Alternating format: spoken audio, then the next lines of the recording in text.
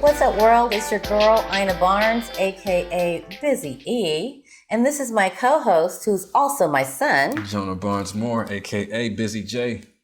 So today, if you've been following along with JBM Consultants, we're giving you another installation of It's Just Business. Mm-hmm. And today we are going down CNBC's top 50 list of disruptors for 2019. Mm-hmm. Today we are on number 43. Number 43 on the list is in the name of the company is You should have said In the House. Houzz. I didn't want you to think the company was called In the House. Okay. But the name of the company is Houzz. Houzz. Houzz is a company that we're going to be looking at, and we're going to be holding it up against our counter innovation theory and to see how it holds up against our standard on what disruptors are and what innovation really is. Absolutely. So we've kind of gone through this. Now, what Houzz is what I would consider to be a catch-all for architectural, home design, landscaping, anything that has to do with your home and what you want to do with regard to decorating, designing, and improving upon your home. So what Houzz has done is they've put together, I would say, like a constellation of companies, manufacturers, etc., that for whatever your need is. So, for example, if you say that what you really want to do, I just really want to get a new couch. I want to get a new couch or a new, furniture set for my living room. And so what you can do is you go onto their website and you can search for a couch, and through their technology, you can literally see what it's called augmented reality. Mm-hmm. What that couch would physically look like in your space. So you can see, okay, if I get this couch and this is how big it needs, these are the dimensions I need, so I want that, and then you can see what it looks like in your house, and you can make a decision without actually having to go into a brick and mortar. So you literally can do it from the comfort of your own home. Now, anyone who's ever done any kind of anything to their home, if it's something as simple as, I just want to buy a new couch, before the end of that project, you have completely remodeled your entire home, because it starts with the couch, and the next thing you know, oh, the paint is wrong on this wall with it. Oh, by the way, new floors, and the windows are wrong. And you know what? I could reface my fireplace, and the kitchen's kind of weird. And so all of a sudden, you went from buying, and this is anyone who's done a simple purchase like this knows what this is like. Yeah. You say, I want to buy a couch, and the next thing you know, you've remodeled your entire home. Mm-hmm. So Houzz, I think, one of the things that they recognized around that is that if you go down that rabbit hole of doing something to your home, they have made it easy for you to get every single piece of that process. Absolutely. Everything from buying a new couch, painting the walls, getting new floors, refacing your fireplace, remodeling your kitchen, changing your bathrooms, changing your fixtures. All of that is on this website. This is your one-stop shop for all of that. If you want to change, maybe you want to blow out a wall, or maybe you want to close in a wall, or you want to do any of that, this is your one-stop place for all of that. So I think that I'm encapsulating what Houzz does, and it's a digital platform. So again, I love any convenience that does not require me to leave home. If I don't have to leave home, you're winning the day. Absolutely. So for me, I like this. But is it truly disruptive, and does it hold up against the counter innovation theory? Right. And like you were saying, this is because it's so customer centric and so oriented on the process. It's something that we like to call a service innovation, right? Service innovations are very customer centric. They look at a product or service as trying to get a job complete. In this case, it's remodeling your home or design, or anything like that, right? So you literally evaluate that process, identify some pain points, and use technology and machine learning, AI, and all of these different things to address those pain points, to make it an easier process, to make it a more enjoyable process. And that's what Houzz ultimately has done. A little bit more about Houzz before we get into if they're a disruptor or not. They were launched in 2008. Currently valued at $4 billion. That would be my favorite B yes, word. $4 billion. That's a lot of money. And then the founders are Adi Tatarko. Easy for you to say. Adi Tatarko and Alan Cohen. Alan Cohen, whatever. And yeah, like my mother was saying, they really, they're in the do-it-yourself and professional home remodeling and design industry, and they have an application where it's like your one-stop shop where you can use augmented reality to literally, okay, let's see how this couch fits. Okay, cool, purchase it right there. And then it also goes deeper into finding people near you to actually remodel your home. Okay, here's the nearest professionals, right? Yeah, and so floors, windows, roofs. Right. And so with the service innovation, it's really easy to kind of go into those complementary sectors around that that's trying to get done. So there's a lot of room for being disruptive. Yeah. So now we can get into, is this company actually disruptive? So we use the counter innovation theory, which we came up with ourselves. And one of the things that we use for disruptors is we identify them by saying they do one of at least three things. And the first is challenge the status quo. The second is disruptive technology, develop the disruptive technology. And the third is addressing unrecognized high priority pain points or latent pain points, right? If you do one of these three things, then you are considered disruptive, right? And we've matched this criteria across, the Mount Rushmore of innovation. That's Facebook, Amazon, Apple, Netflix, Google, Uber, Lyft, Fangold, Fungal, whatever you want to call it. We got all the acronyms that you need for it. But we literally have applied this criteria to all of these companies. Yeah. And so now we're looking at newer companies coming out and evaluating them using the same criteria. So let's go ahead and get started. How? I'm going to start with I'm going to save the best for last. So I'm going to start with developing the disruptive tech, right? No. They did not develop a website. They did not come up with remodeling and design. Nope. They didn't come up with, an application. They didn't come up with augmented reality, Nope. Artificial intelligence, none of that stuff, right? So on that bubble, we say no. They didn't come up with pulling all of these different resources from your consultant, your construction person, to your floor person, to your window person. Right, that was a contractor. They didn't come up with that because, you can go to, they didn't come up with that bringing all of these resources together. They didn't Absolutely. do that. That wasn't them that, that pioneered came up with that, right? And so second bubble is addressing higher priority unrecognized pain points.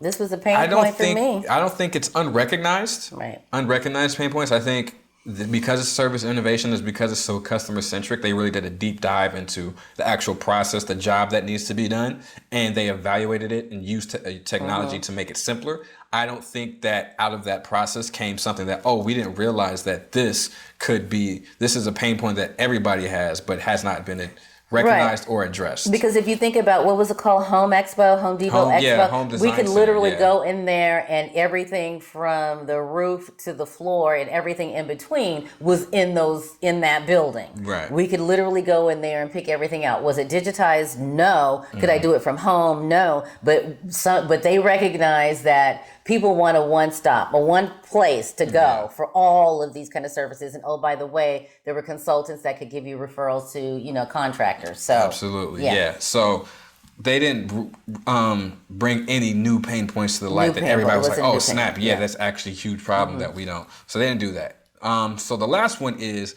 did they challenge the status quo? And, me and my mom were talking. At first we were like, no, not really. They didn't do. But then the more we thought about it, it is a yes, right? We're giving it a yes. We're giving it a yes. And specifically because when it comes to challenging the status quo, one way you can do that is turn competitive assets into liabilities.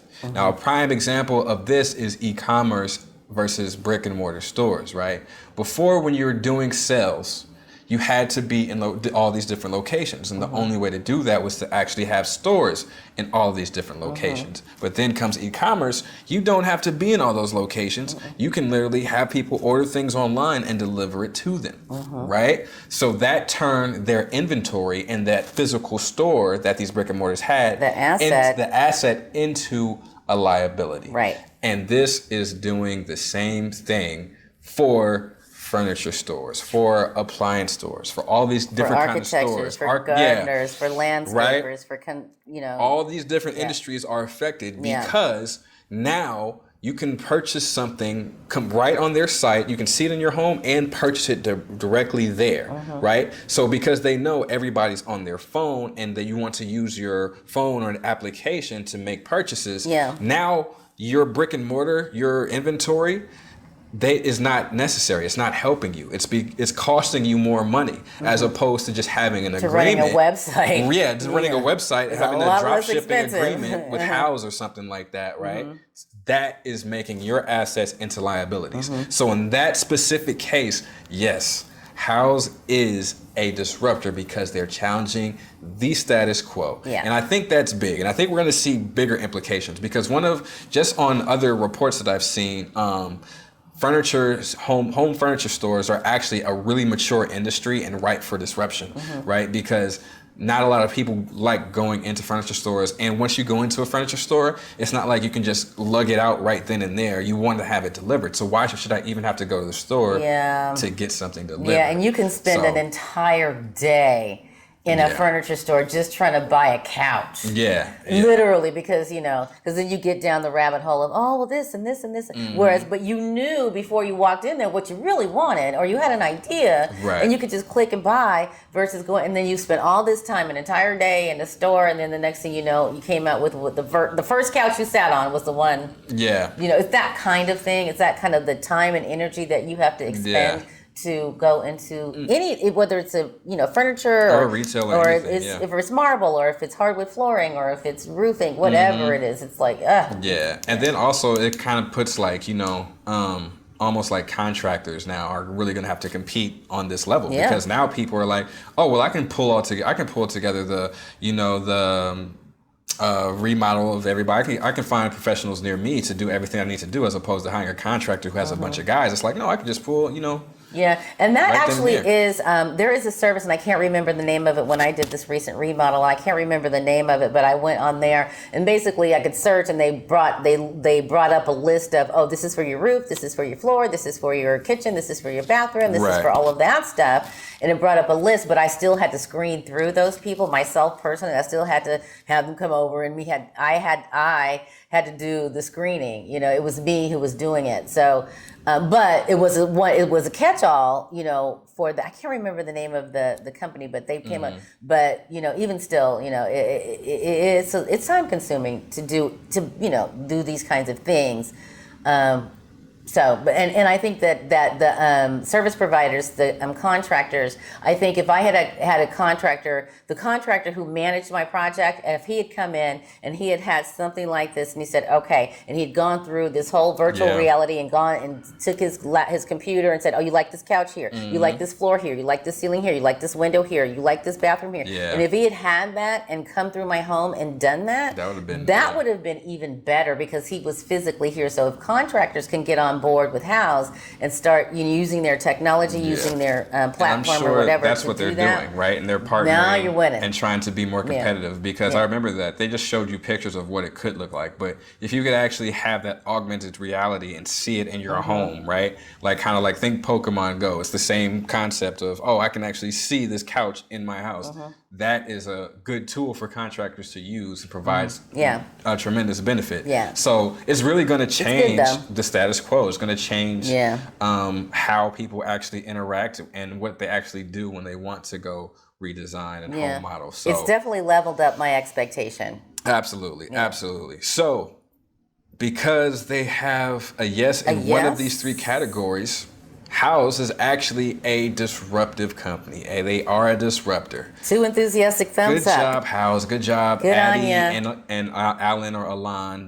They started in 2008, and literally they said they started this big company because they had all these problems when they were remodeling. So they were like, how could we make this process easier? So they implemented a few service innovations by evaluating the process, and now they have a company that's worth $4 billion. With an estimated annual revenue of $12 million a year, which is very winning. So good job, Houzz. Continued success we wish for you. And I hope that anybody watching this has actually learned something. So if you want to join in the conversation, if you think that this company is or is not disruptive, agree or disagree, please comment, share, like, subscribe. Let's have the conversation. You can find our podcast on jbmconsultants.org, or you can follow us on LinkedIn.